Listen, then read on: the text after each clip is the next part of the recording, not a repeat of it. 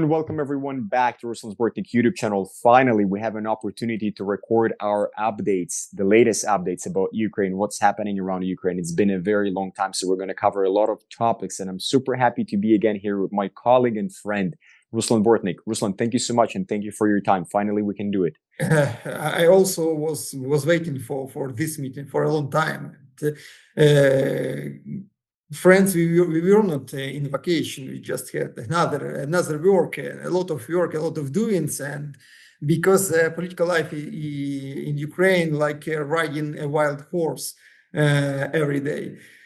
So I'm also very happy to be here, James, and thank you very much for hosting this dialogue.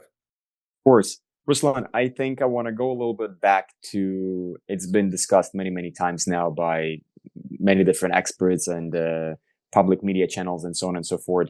But I want to go back to the meeting that have happened between President Trump and President Putin. That's just insane. Let's just pause for a second and acknowledge that the fact that a country that was isolated, a leader that was isolated for 3 years, mainly was isolated due to the previous president of the United States, Joe Biden. But was isolated from the Western world, not from entire the world. From the Western world. We only from Western world, but we need to understand that Putin had a lot of international and official visits during the war, but not to the West. Of course, but specifically West. He was specifically isolated from the West. And he had a meeting not just somewhere in the West, but in the core of the so-called Western civilization today, the United States of America.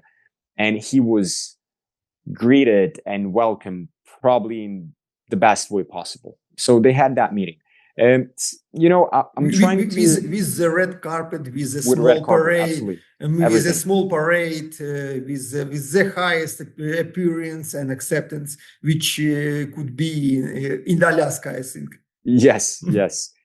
And I want to talk with you about, obviously, the technical component, if that was a productive meeting in regards to potential ceasefire or a peaceful resolution. But before we go there, I'm personally a little bit skeptical in regards to a peaceful resolution in Ukraine when it comes to the meeting between Trump and Putin. I don't think they have negotiated anything significant in regards to stopping the war in Ukraine. But you correct me later if I'm wrong. I want to get into the technical details. But before we get into that part, what I do think has happened is that was the end of the Western isolation. It doesn't matter if the war in Ukraine will continue, if the war in Ukraine will stop, if there will be a ceasefire or not. I think Putin, as a political leader of Russia, is no longer isolated. Because of that meeting, he will be slowly introduced and humanized again in the Western society, in the Western world, in the Western part of the world. And I can see that also by the comments under certain videos on YouTube. I can hear that in certain discussions here where I live in Canada, in Toronto, that people are balancing their opinions. They're balancing their opinion. They're balancing their statements. So they're no longer as critical as they used to be at the beginning of the war, at the beginning of the full-scale invasion that Russia has committed against Ukraine. So what 100% in my opinion has happened here is that Putin have survived that isolation from the Western world. And yeah, we can say that he had official meetings in other countries and the other part of the world and so on and so forth. But I think for him personally, it's important to come back and to be humanized again in the Western society. What do you think? Is that a win for the President Putin?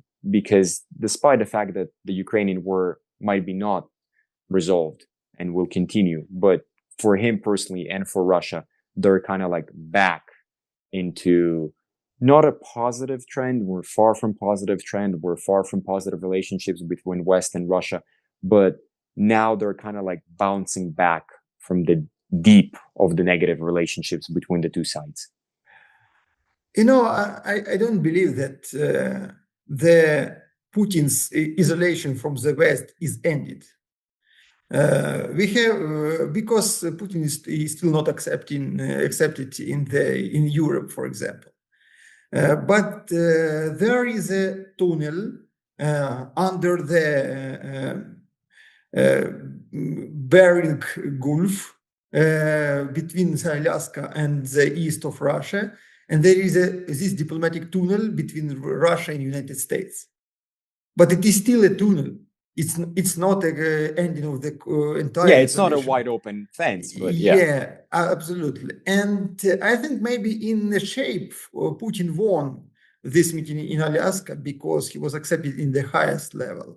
But in the essence, he had to make some political concessions toward the United States and maybe toward Ukraine to be accepted in such high level in Alaska.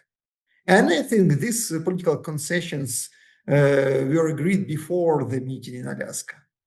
It was a preliminary conditions from the United States to accept the Putin in such a shape. Let's talk about him. What are those concessions? And the two main political concessions from the Putin side. I'm taking the first political concession is decreasing the territorial demands. Decreasing the territorial demands to only the Donetsk Oblast, but without the Kherson and Zaporizhzhia. But they're partially occupied. It's going to be a divided line between the region, like they're going to be split in two.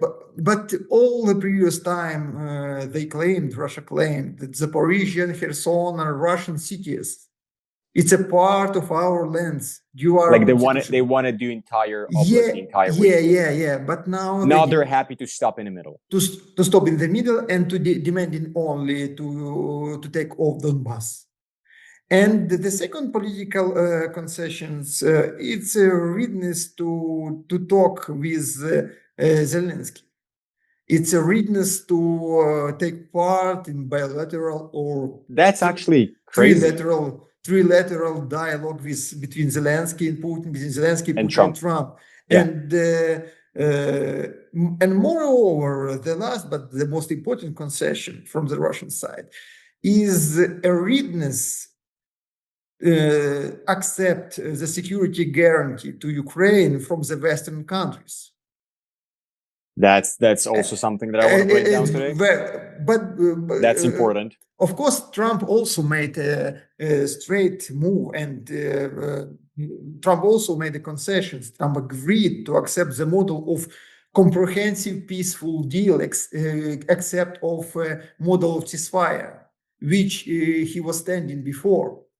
Trump also declined the ceasefire model and said, "Okay, we agreed with Russia that we are trying to build." He's changing his opinion every 2 weeks. No, not in this case. Not in this case. Comprehensive peaceful deal. It means what does it mean by comprehensive peaceful deal? It means the new Yalta 2.0. Because if you're talking about ceasefire, we just stopping the war. But when we are talking about the comprehensive peaceful deal, we are talking about the new security, military, political, economical balances in Eastern Europe. It's a new round of division of the zones of influence in Eastern Europe and in post-Soviet lands. And Trump agreed this model. Ukraine also made some concessions in Washington. Zelensky agreed to discuss the land issue. It was absolutely taboo before for Ukrainian leadership for the previous years.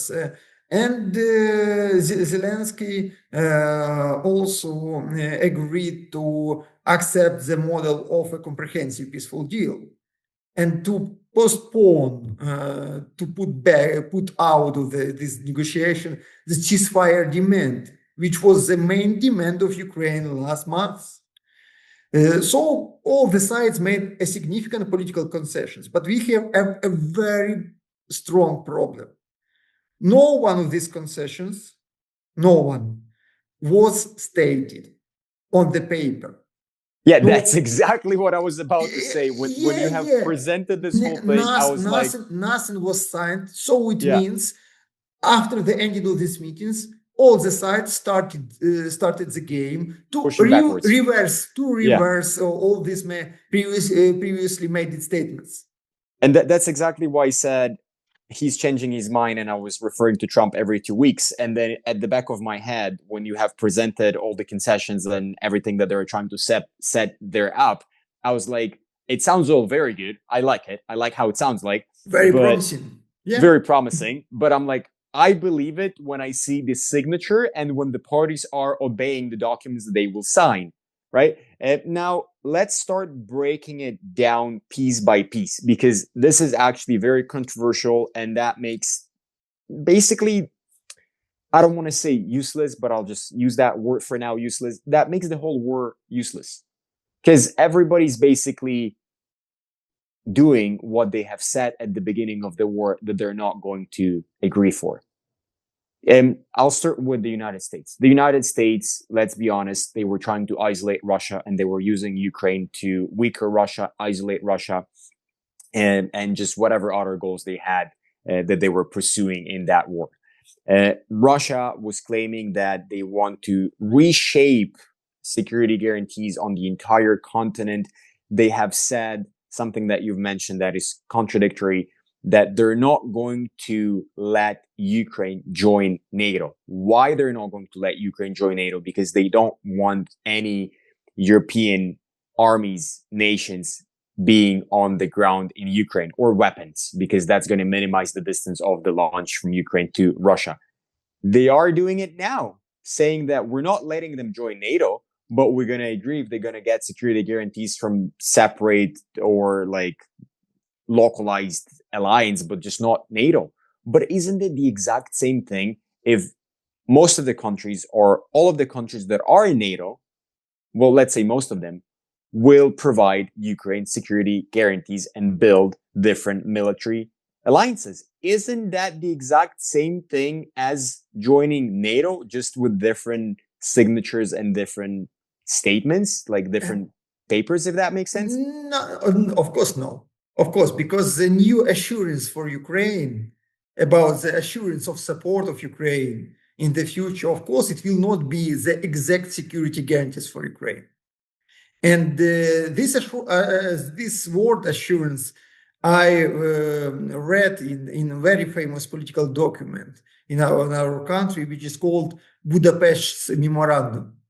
There was also a lot of assurance of Ukraine and promises to Ukraine, support to Ukraine in situation of Ukrainian denuclearization and deweaponization.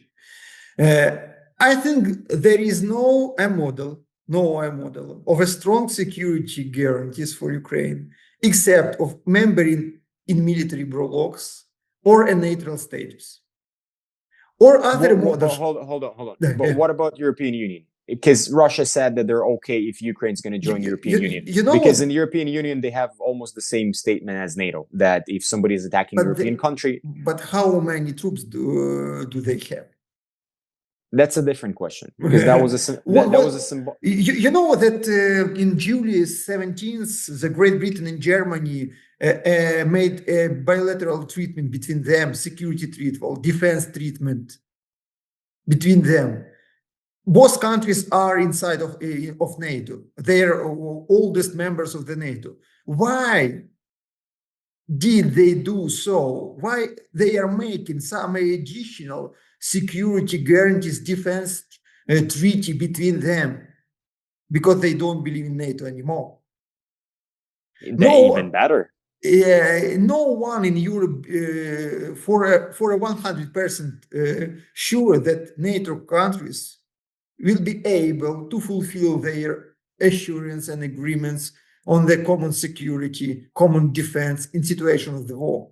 No one is sure about the role of United States in the future. For example, the competition, confrontation with Russia, between the Russia and NATO country, for example.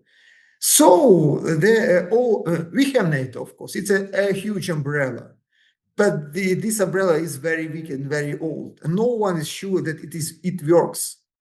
So the strongest countries, the biggest countries in Europe, are making bilateral, trilateral treaties, agreements on defense and security. Germany and Great Britain, France and Great Britain, it's only due this summer. They are making additional security agreements. They are trying to assure each other that they will be fighting together if something bad will happen.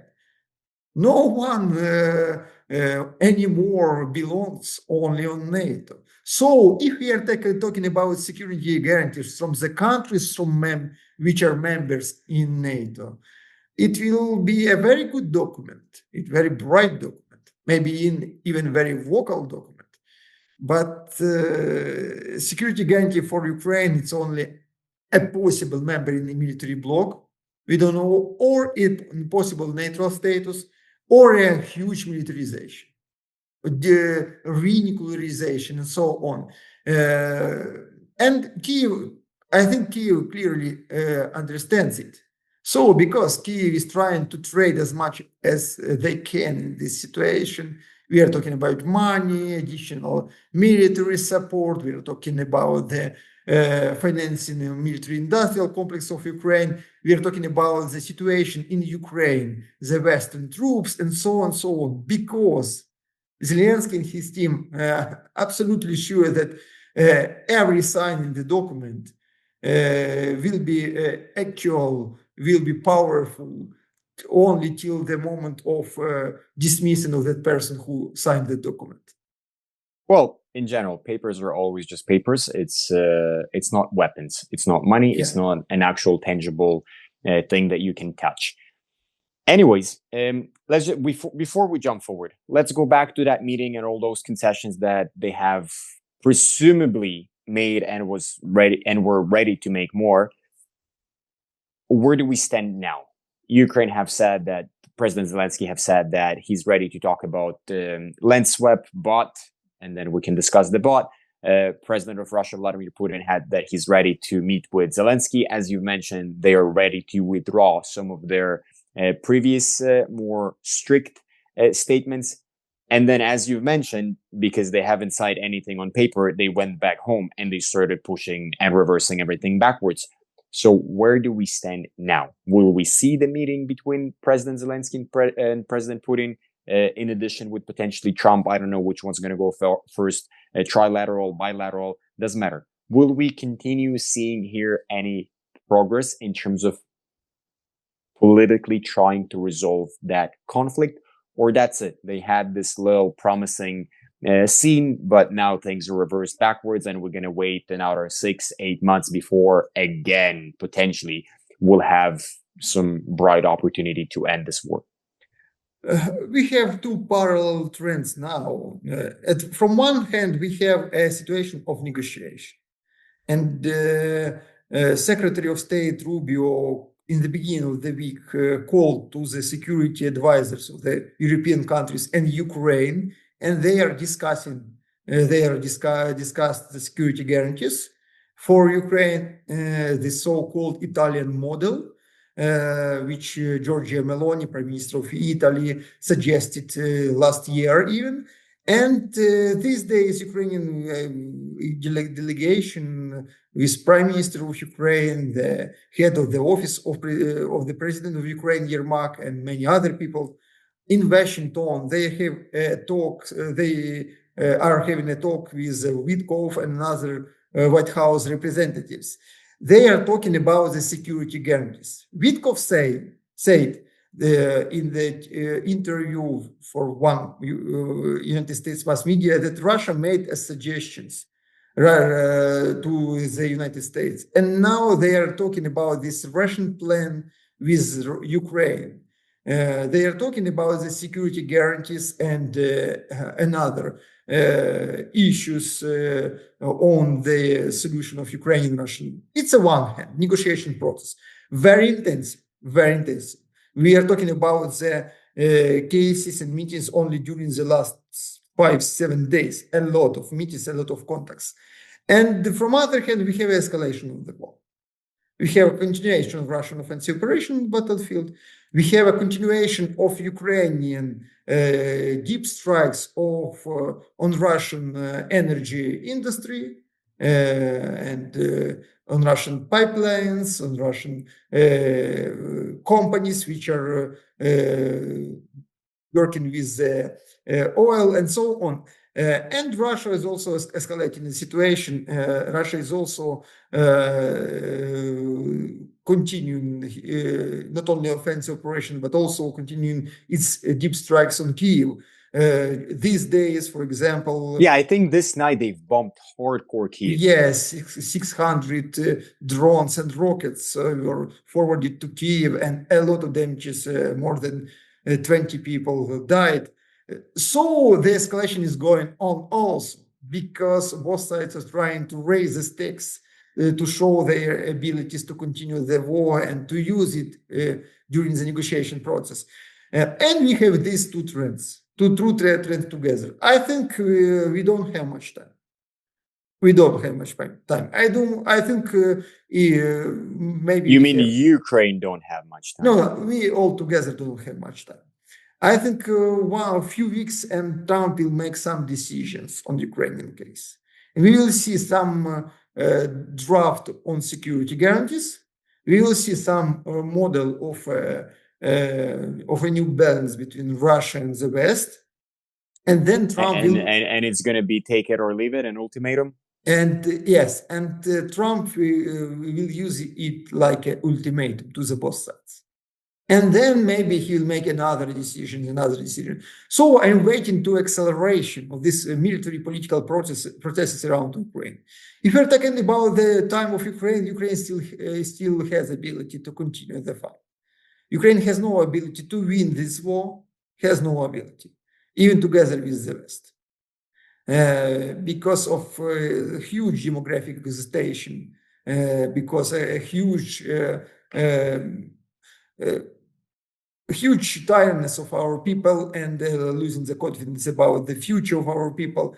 But at the same time, Ukraine has still resources to continue the fight, to continue the defense operation, to continue the step back under the Russian pressure on the battlefield. So the situation is not easy, and it is not crucial from military point of view. But from political point of view, we are coming to the threshold, to the Rubicon, new Rubicon. After each, we will see acceleration of in this triangle between the United States and Russia and Ukraine. Let's break it down a little bit deeper. So I want to grasp a little bit about your statement that you're saying that Ukraine can continue the defense operation and they can continue the war. They have their resources to continue fighting and resist the occupation. But I want to break it down a little bit, and I want to add a couple more components into it. So we do have right now, as you mentioned, that we have two tracks. One is the actual war. Talks are talks, but the war must go on. On the other side, but now, James, we have very concrete talks. We have talks all during the war, different types of talks. But now we have very exact, very concrete, very specific, talks, and on very concrete issue topics. Yes, and it sounds like they know what they're talking about, and they have actual. They are trying to develop some document, an actual tangible solution. Yeah. So this is what exactly I want to break down. So these actual tangible solutions, in my personal opinion, are a must for Ukraine. I think out of all the three participants, the United States, President Trump personally, Russian Federation, Putin maybe personally, in this triangle, Ukraine is the weakest party. Ukraine as a country, as a state, yes, as you've mentioned, they can continue the war. They still have enough resources to resist, but the society, the country, despite the fact that they can continue the war, I think at some point they will lose an ability to build a future after the war, no matter who wins or loses. James, no one is asking in society or what society thinks. No one is asking. We don't have elections. We don't have our political doings and political activities in Ukraine are prohibited. For example, we don't have free mass media in Ukraine, and only pro-governmental mass media, and so on. So the Ukrainian, hold on, Ruslan. so I just want to Ukrainian finish. society is not um, An active slayer. it is not a player in this situation. But we have an active player who's the government, who's in charge of the country. And the level of dependence of Ukrainian government and Ukrainian elites from the Western elites, especially European, unfortunately, not United States, but European elites, is extremely high. So they are, it's much safer for Ukrainian elites to keep the partnership with European elites for them, yes, for them individually. Yeah. Then to do something in interests of Ukrainian people and so on. But let's put it that way, Ruslan. Let's put it that way. These people who are in power in Ukraine, they're claiming that they are working in the best interest of Ukraine and Ukrainian citizens. If that's true, in my personal opinion, I might be wrong. I think they have an opportunity to sacrifice their political future, their brand, whatever that is, and act actually in the interest of the people and of the country and push as much as they can for that peaceful resolution. For example, they have proposed a land swap, give 30% of the Donbass of Donetsk region to Russia. I get it that constitutionally you can do that, but there are so many things in Ukraine that constitutionally you can do, and they did. Like, Ukrainian constitution is on pause. But here, all of a sudden, we're jumping and we're saying, oh, we can do a land swap. Sure, but then what can you do?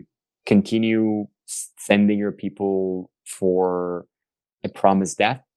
Like, if they have a tangible opportunity, just like you've mentioned, there are concrete conversation right now about a potential resolution. It's not going to be pretty. It's probably going to be ugly. It's not easy to accept it. It's hard to accept it. But isn't that the wise thing long term for Ukraine, to take whatever best deal, summarizing the circumstances that Ukraine in, and take it? Like, they supposed to be the party that should push the most on resolving that politically versus continuing the fight. In my opinion, I might be wrong again. I don't have all the details. I don't have all the data. But every single day that Ukraine continues military resisting, they're losing their future. Because Ukrainian people, they continue leaving the country. They're losing jobs. They're losing industry. They're losing businesses. They're losing their future generation. I've talked with one of my old friends in Ukraine, and he said that you have a classroom. I think in Ukraine, high school is still 11th grade. Then they're finishing high school, and that's where they're about the age of 17. 90% of that class is gone. They're leaving to Europe before they will get to that age of being not mobilized, but they're getting into that age that they will be prohibited to leave the country. That's the future generation. So every single day that Ukraine is continuing resisting versus compromising, the worst compromise that they can emotionally accept, they're screwing up their future. What do you think is happening right now on the Ukrainian side? I get it that the society is passive. They don't have a say in it. But what's happening in the government? Are they actually, as they're claiming, working for the Ukrainian state, for the Ukrainian people? Or maybe it's not about that. But then if it's not about that, why then you're saying it publicly? The general strategy of Ukrainian government is keep fighting and wait for some black swans over the Russia. What are they playing lottery? Like Prigozhin rebels and so on, to keep fight and to wait. Maybe something will broke in the future in Russia. Maybe Putin will die. Maybe there will be some cope in Kremlin or something like this. Of course, it's a wishful strategy. It's not a rational strategy. It's a wishful strategy, but that's all which Ukrainian government, Ukrainian elites now have. Ukrainian society, from other side, Ukrainian society is demanding standing for the ending of the war.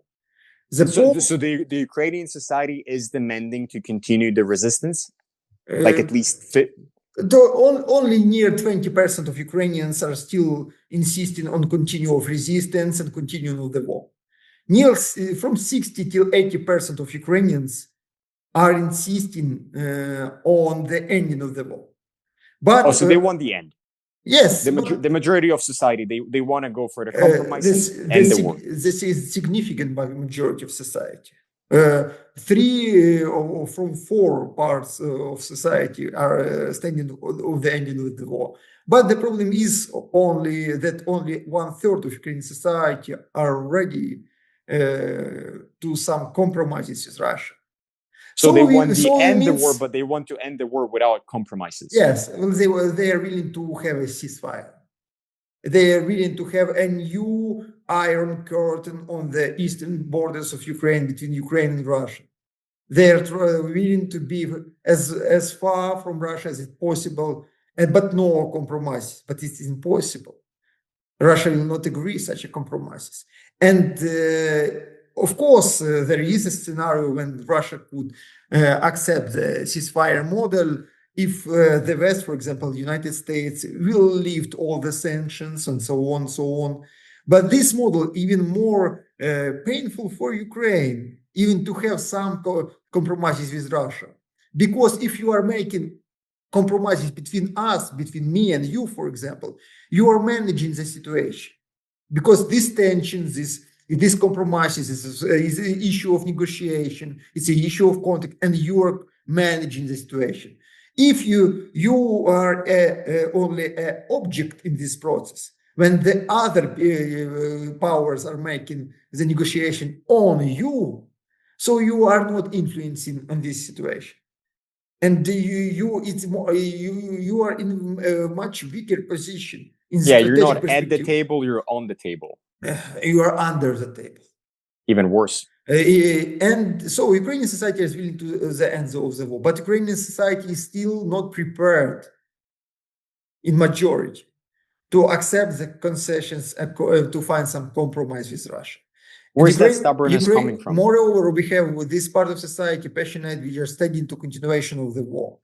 And having this situation, Ukrainian government is still able to avoid some deep concessions and compromises with Russia, substituting these concessions different kind of political rhetoric.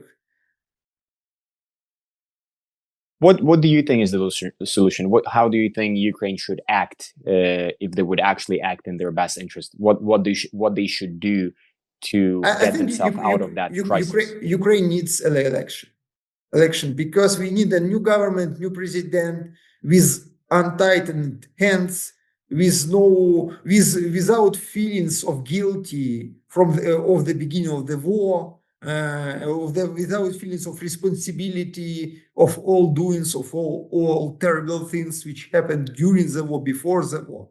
We need people with very open hands and eyes. We need just different people. We need new elections. We need a referendum in Ukraine on the issue of a peace deal. And I think if this referendum will be competitive, I mean, if the different point of view will be in mass media, will be a wide, broad social discussion about it, it's quite possible that the Ukrainian society will make a wise decision to save the sovereignty, save the independence, and to go with some concessions and compromises. I'm not sure that any Ukrainian leader, even Zelensky, is able to accept some new compromising model and is able to fulfill it, moreover, in this situation.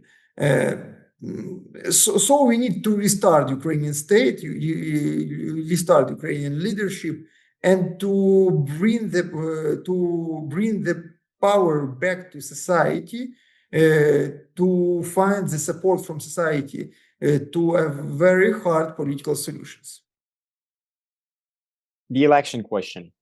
I think the parliament have passed a law or a change to a law that now they changed the age of people who will be prohibited to leave the country. So as of now, if you're below 22, which was earlier 18, you can leave the country. So they're letting younger guys, younger men, to leave the country if they're below the age of 22. As I mentioned earlier, previously it was 18. If you're a man, if you're a boy, if you're a guy, and you're 18 years old and above, that's it. You cannot leave the country due to the military law. Now they have pumped it up. Now it's 22. Isn't that a pre-election move? I don't think so. I think it's an attempt from governmental side to build a new social policy and to avoid this situation which you described in the beginning of our dialogue today, to avoid the empty exit classes in the schools. What does it mean, empty exit classes in the schools? It means that there is no use for the army in a few years, in 5 years, for example, or 7 years. So Ukrainian government is trying to keep to save the youth inside of Ukraine, because I see what you mean. Have you get it? For example, just imagine this situation. If you are trying to evacuate your kid at 17 or 18 now, it means that in 5 or in 7 years, this kid will not be mobilized in any case. But if your kid will be in Ukraine, it means that there is a chance, good chance for the government to mobilize them in some years. So it means maybe, because now they're no longer rushed to leave at the age of 17, because now we have time till 22. We lost generation, or we lost a generation of youth which just escaped from Ukraine in age of 17 last years. But what does it mean, that governmental calculation? Is it means that the government thinks that war will be going on in 7 years, or in 5 years, or in 3 years? Yes, maybe it's a strategic calculation. Also, it's an attempt to show some kind of softening of state policy in this area. Like to blow the steam out a little bit. Yeah, blows, but it also could be a very good cover model for a preparation of increasing responsibilities of militaries, for non-fulfillment of order. For example, it's a new law in Ukraine, or a preparation to the decreasing the age of mobilization till 2020 till 23, for example. Now we have 25-year the level of age of mobilization. So it could be a preparation to some sharp things, sharp doings from Ukrainian government, but also absence of the pupils in the exit classes in the schools means absence of the students in the higher education system. Universities are empty. Yeah, it's way no for Norway, so the government is trying to avoid this situation. Government hopes that many young people now are leaving Ukraine using this new softening policy, but the government hopes that they will be back in some times, because they will be feeling free to come to out from country, and we will see them move. I'm supporting this policy, because I'm thinking this strong restrictions to leave the country for Ukrainian men, it's absolutely illegal and absolutely ineffective things. By the way, like we haven't really described it properly. Under what law or what regulation they were able to close the border? Like, isn't that against the Ukrainian constitution or something? It's a special executive law for the government, but it stands on the decision of the parliament on the continuation of mobilization and continuation of the martial law situation. So technically, it's decision of the government. It's executive law of the government. It's order to the border guard to don't let them go. But in the law side, it stands on the decisions of the parliament and decisions of the president, which is addressing to the parliament the drafts of this decision. Every 3 months in Ukraine, we are seeing the prolongation of this decision of continuation of mobilization and continuation of a martial law situation. It's a martial law that closes the border, and basically they send a shout to the border security. But no one country in the world in this situation blocked their own borders like Ukraine did before. It's absolutely unbelievable. So Ukraine is creative, at least in one direction, just unfortunately not positive. Ruslan, what do you think in regards to election? If that's not an election move, what are the chances that we will have election, I don't know, in the near future, 1, 2, 3 years? Because just like you've mentioned, and they're doing strategic thinking in terms of continuing the war for the next 5, 7, 3 years. Who knows for how long they want to keep fighting. What are the chances that we will have election? I think elections in Ukraine are unpredictable now. Government is not going on to make these elections, of course, but the situation is changing so fast. We see so many black swans over Ukrainian heads are flying all the times. So this election may happen in the future, but this future unpredictable now. Government is not going to make this election. The government has no such a calendar for the election. But I think for a resolution this Russian-Ukrainian war, Ukraine needs election. Needs election. Needs new politicians. Needs refreshing of political system. Just the last question, and I think we can finalize here because we covered a lot of topics, and I don't want to take too much of your time. But speaking of election, I think President Zelensky was still pretty popular and very well supported in the Ukrainian society when his term was running out. It was not easy, but I think that was kind of like a more secure decision to run election then, because he had a better chances to win and just have a legitimized another 5 years term versus not doing it. Why do you think they haven't done it then? Because they just don't care at all about legitimacy and election and democracy. And they're like, it doesn't really matter. We're going to do election. We're going to stay for 5 years, or we're not going to host election. We're anyways going to stay for another 5 years. Like, what do you think happened there? Of course, they are worried about the level of public support. And they are trying through different social steps and through the different informational campaigns to support the higher level of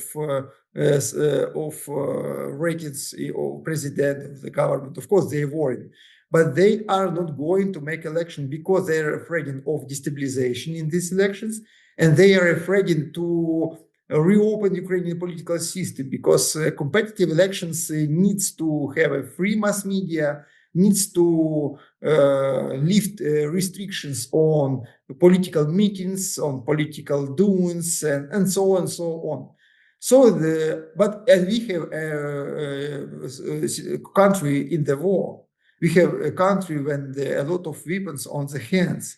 We have a country of very disappointed people and sometimes very aggressive people. A lot of people in Ukraine are very damaged, psychologically damaged by the war. Yeah, the PTSRs and everything. Yes, of course. the government, Zelensky, they are not, of course, they are trying to keep the power, and they are just afraid in the elections like a process.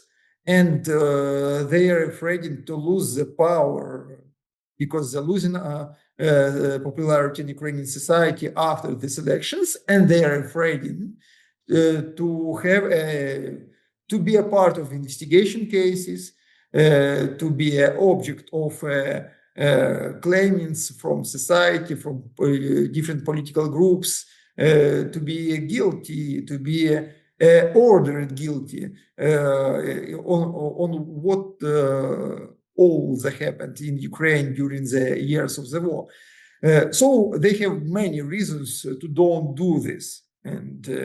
But if you will see the last polls, sociological polls in Ukraine, you will see that Ukrainian society is divided in the question of elections, almost half to half. But the majority of Ukrainians are standing for the referendum. For example, if you are talking about the referendum on a peace deal with Russia and United States, it's very interesting also trend in Ukraine. So because I think the comprehensive and compromise between Ukraine and Russia and the West needs also a security guarantees, personal security guarantees for Zelensky and his entire team. Because with personal security guarantees, Ukrainian elites, president and his team will not accept, will not fulfill any models of peaceful settlement, which leads to the elections and to losing of the power and to the responsibility in the future. Ruslan, thank you so much for your time today. Thank you for analysis Thank you. and for all the comments and knowledge that you bring to us. And for those of you who have watched this till the end, please like and subscribe to our channel.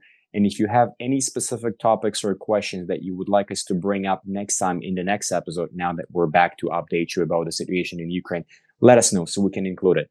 Thank you again, and I'll see you in the next episode. Thank you, and see you next time. Bye-bye.